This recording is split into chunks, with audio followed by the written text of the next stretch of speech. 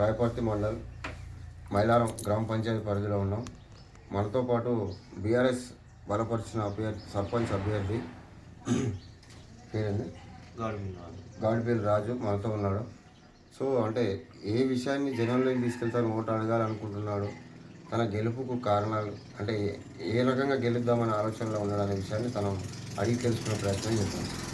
చెప్పండి, మీకు మీరు చెప్పండి. నా పేరు గాడిపల్లి రాజు, బీఆర్ఎస్ బలపరిచిన సర్పంచ్ అభ్యర్థిని. మైలారం గ్రామంలో నేను బీఆర్ఎస్ తరఫున సర్పంచ్గా పోటీ చేయడం జరిగింది.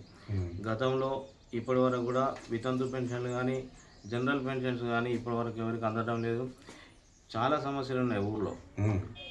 వాటర్ సమస్యలు కానీ లైబ్రరీ సమస్యలు కానీ చాలా వరకు ఏంటంటే బావి బొందలు ఇప్పుడు పూడి కలిపి దాని మీద అసలు మట్టి పోయలేదు, కూతులే పెడతా ఉన్నది.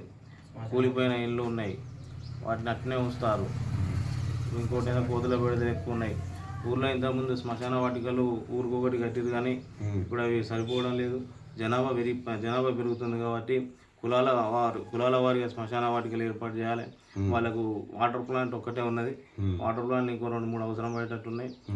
మౌలిక వసతులు 100% తక్కువగా ఉన్నాయి కాబట్టి గ్రామీణ ప్రాంతాల్లో మౌలిక వసతులకు డెవలప్మెంట్ కోసం స్కూల్స్ మేజర్గా విద్య మీద 2 హై స్కూల్స్ ఉన్నాయి.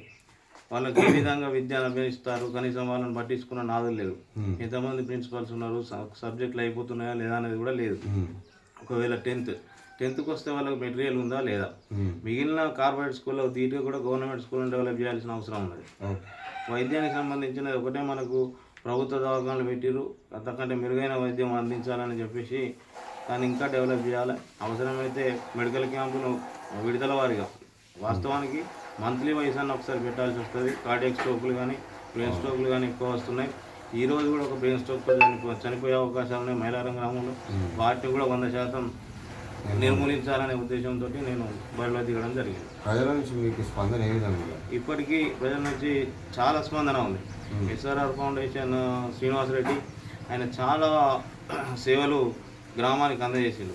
ఆయనకు అధికారం లేకపోయినప్పటికీ కూడా చాలా సేవలు ఉచితంగా రాములవారి ఆలయ నిర్మాణానికి కొంత ఫండ్ ఇవ్వడం జరిగింది.